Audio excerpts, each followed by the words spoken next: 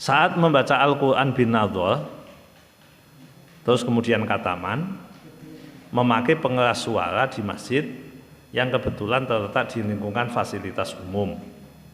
Bagaimanakah sikap kita yang berada di sekitar masjid yang mendengar keras ayat-ayat Al-Quran?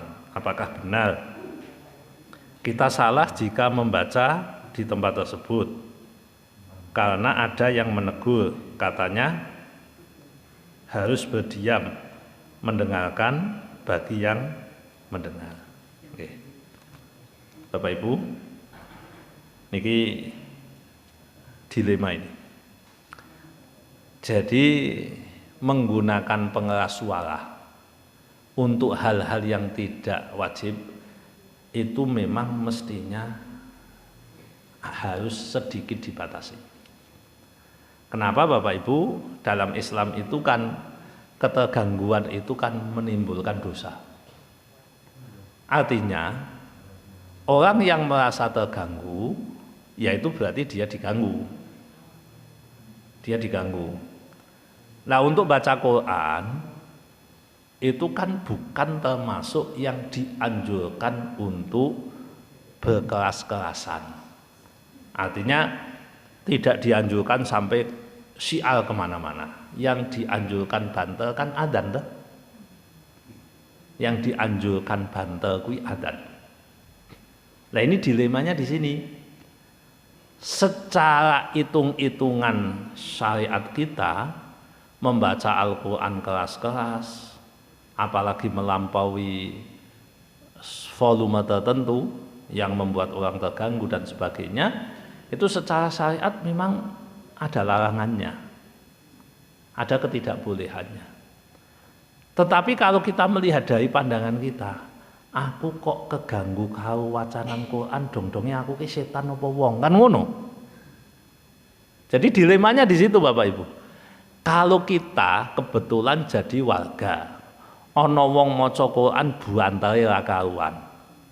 Kan secara fikih itu orang kan keliru, maca Quran kok buanter-banter ngapain, kan begitu.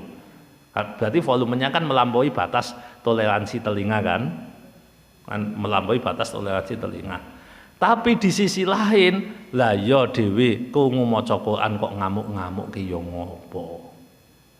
Artinya di sini kita harus menggunakan pendekatan sosiologi, kita harus menggunakan pendekatan tepo seliro. Di sini begitu pakainya. Kalau pakai dua-duanya hukum, itu bisa jadi salah dua-duanya. Sing siji merasa terganggu dengan Quran yo aneh, wong Islam kok keganggu karo wacanan Quran, sing siji kok ngganggu kok yo nyantai temen, alasane Quran ge ganggu apa-apa. Nah, ini kan jadi dua-duanya kan jadi masalah Bapak Ibu. Oleh karena itu, disinilah pentingnya kita untuk tahu di mana kita tinggal. Penting tahu di mana kita tinggal. Dan penting untuk mengetahui di mana letak melampaui batas. Kan mboten namung maca Quran, ya kadang pengajian, kadang apa kan gubanton toh. Nganti mengganggu sampai jam tengah malam. Nah, kalau mungkin 1-2 kali dalam 1 tahun oke lah. Tapi kalau sering kan nanti akan menjadi presiden buruk. Jadi pertanyaan ini saya dilema jawabnya.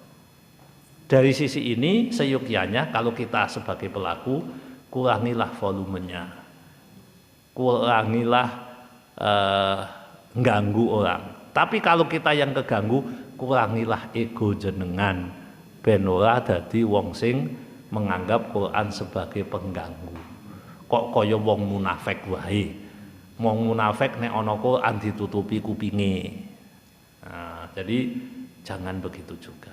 Jadi ini kita harus tepos liya, menyesuaikan dirembuk sing sae. Bukan hanya itu, termasuk puji-pujian. Puji-pujian kan nek tempatnya homogen aman Bapak Ibu. Tapi kalau tempatnya heterogen, oh bisa rame itu. Bisa rame geger. Nah, jadi itu harus dibaikkan. Kalau kita melarang, aja puji-pujian ning masjid, maca subhanallah, walhamdulillah bantal-bantal ganggu wong. Umpamane ngoten, ya ndak boleh. Karena Allah dawuh, waman adzlamu mimman mana'a masajidallahi ayyudkala fi hasmuh. Sapa sing luwih dolim tinimbang wong sing mencegah masjid Allah digunakan untuk menyebut asma Allah. Tidak ada yang lebih dolim dari itu. Itu satu sisi. Tapi kalau jenengan bandel-bandel ganggu wong yo masalah kan, masalah ketemu masalah kan, berarti ketemu solusinya. Kita cari win-win solution di situ. Nah, apakah kita harus mendengarkan? Nah, mengenai bacaan Quran, kalau tidak bacaan langsung, kita tidak punya tuntutan. Saya tidak menggunakan redaksi kewajiban. Kewajiban kan dituntut dalile. Kita tidak dituntut untuk mendengarkan kalau memang tidak berupa bacaan langsung dari mulut. Contohnya, nek wau ana maca, kan tidak dari mulut, dari mukabirul aswat namanya. Dan tidak satu majelis.